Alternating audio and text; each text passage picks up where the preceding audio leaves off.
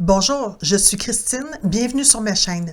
Aujourd'hui, nous allons réaliser une carte hivernale avec une technique aquarelle mouillé sur mouillé. J'espère que vous allez apprécier.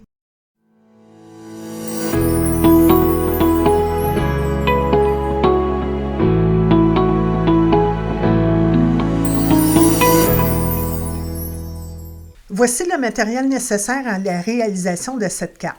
Un panneau de carton aquarelle de 5 pouces par 7 pouces. Je préfère du carton aquarelle lisse lorsqu'on tamponne dessus.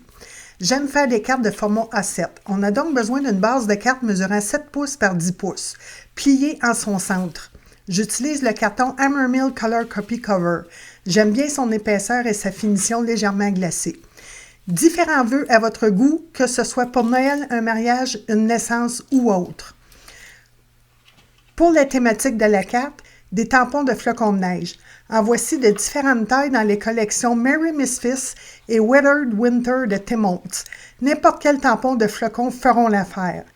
Une presse à tampons comme la Misty. Ce n'est pas obligatoire, mais cela facilite la vie, je ne m'en passerai plus. Une encre à pigment noir. Un tampon encreur Versamac. Il s'agit d'une encre transparente et collante. De la poudre à embosser blanche, j'utilise de la poudre fine.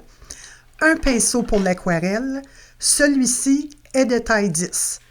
2 gobelets remplis d'eau, un pour rincer le pinceau et un pour utiliser de l'eau claire. Un vaporisateur d'eau. J'aime bien le Distress Sprayer de Tim Holtz. J'utilise aussi une solution nettoyante pour les tampons, avec un tapis pour nettoyer les tampons. De la peinture blanche acrylique que j'utiliserai pour les éclaboussures. Des encres Distress dans les tons de bleu et mauve ou toute autre encre réactive à l'eau. Ce peut être des encreurs, des vaporisateurs ou des recharges. J'ai utilisé des Distress Stain. Tous les produits seront listés dans la description de la vidéo. Voilà, on est prêt à commencer.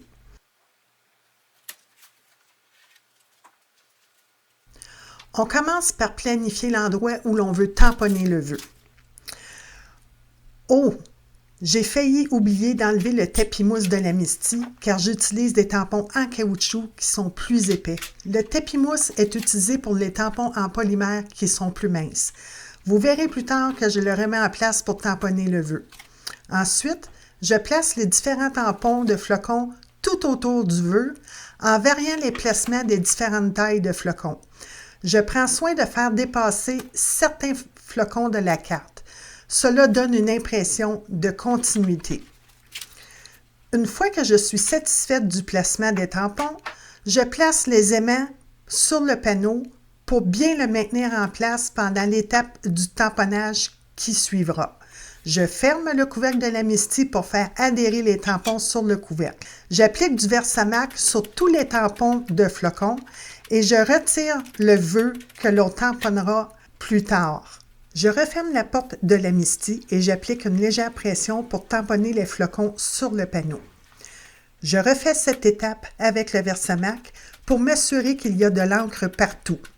Le placement des étampes peut varier d'une carte à l'autre pour bien s'agencer avec le vœu choisi.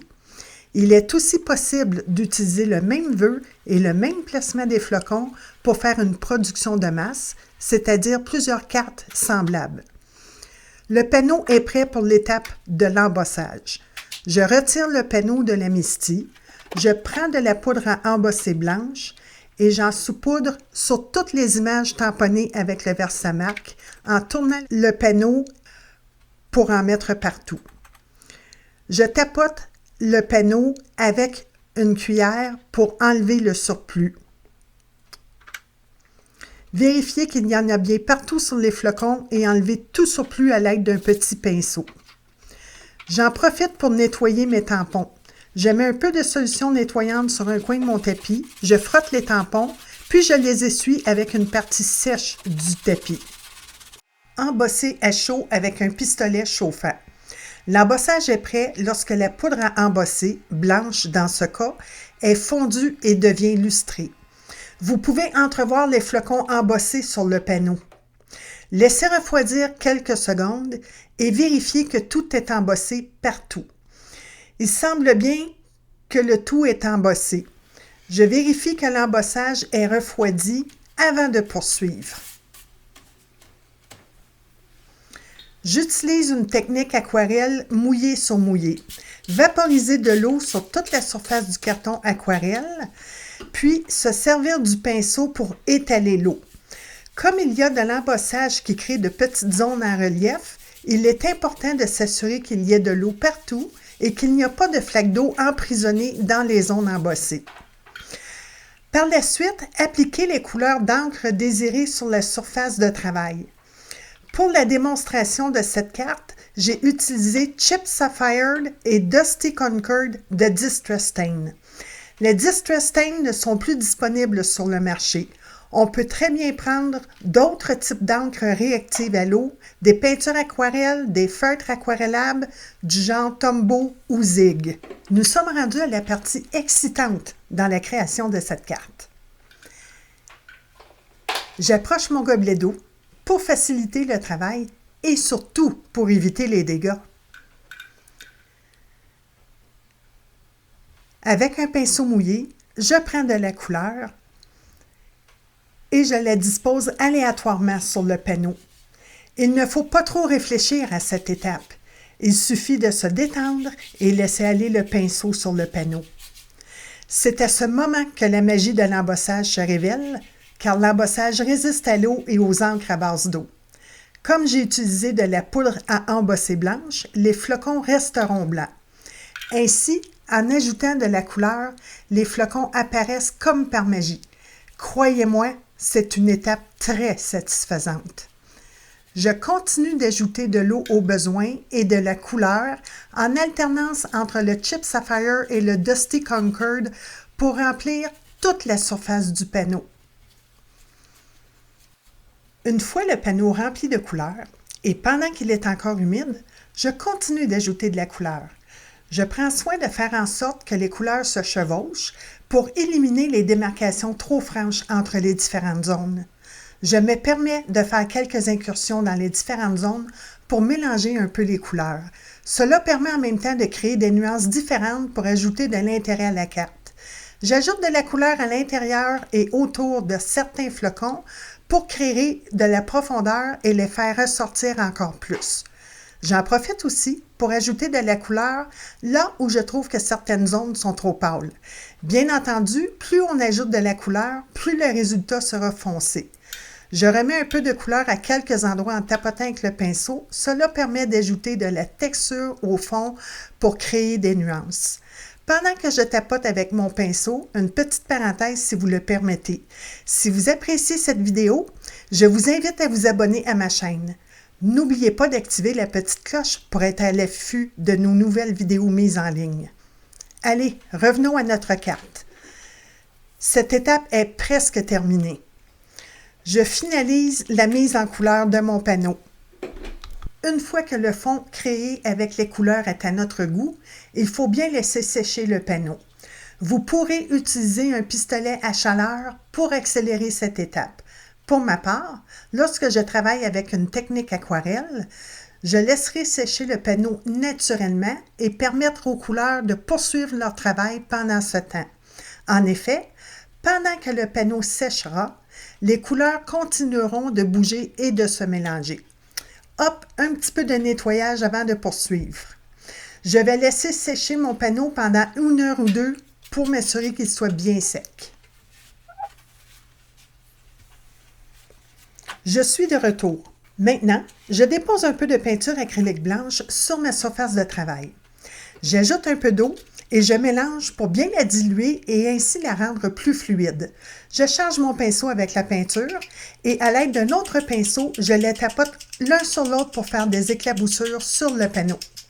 Les éclaboussures obtenues donnent l'impression de petits flocons de neige. Cela ajoute à la thématique de la carte.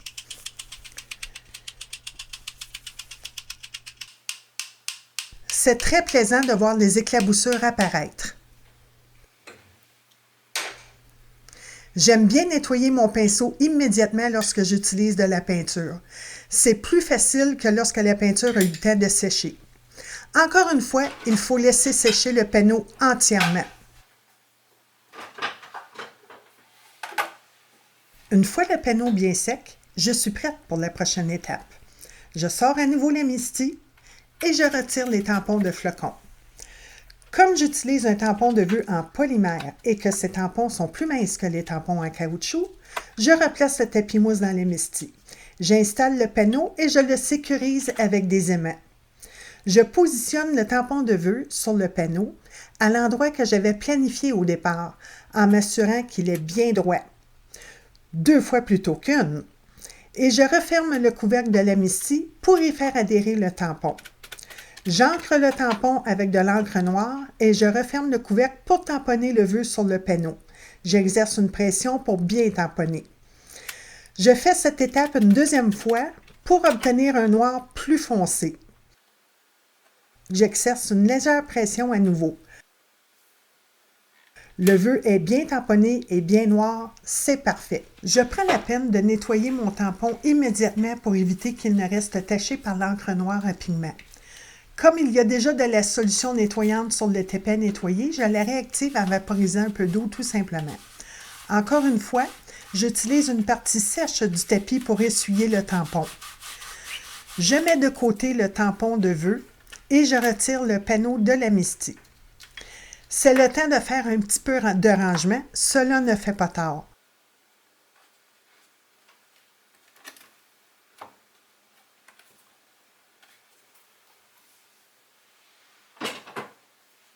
On arrive à la dernière étape. Je prends une base de cartes et je superpose mon panneau dessus. Je regarde de tous les côtés pour m'assurer que les 2 pièces sont bien de la même taille. C'est le cas ici, pas besoin de faire d'ajustement. Tout est donc prêt pour l'assemblage final. Je peux maintenant coller mon panneau sur la base de cartes. J'utilise une colle liquide, mais du ruban gommé double face ferait aussi bien le travail. Je préfère la colle liquide parce que c'est une solution plus économique et la colle liquide nous donne quelques précieuses secondes pour bien ajuster ce que l'on colle. J'applique de la colle tout le tour du panneau avec précaution pour éviter d'aller trop près des bords et ainsi éviter un débordement de colle. Comme on a une surface de bonne dimension, j'applique également de la colle au milieu du panneau pour que celui-ci adhère bien à la base de cartes. Il ne reste qu'à les coller ensemble sans mettre trop de pression pour avoir le temps de bien aligner les 2 pièces l'une sur l'autre. Une fois bien aligné, on appuie sur toute la surface pour bien coller nos 2 pièces. Voilà, la carte est terminée. Je vous présente en photo les cartes que j'ai réalisées avec cette technique, accompagnées des encres utilisées pour chacune d'elles. J'espère que cette carte vous a plu et je vous dis à bientôt.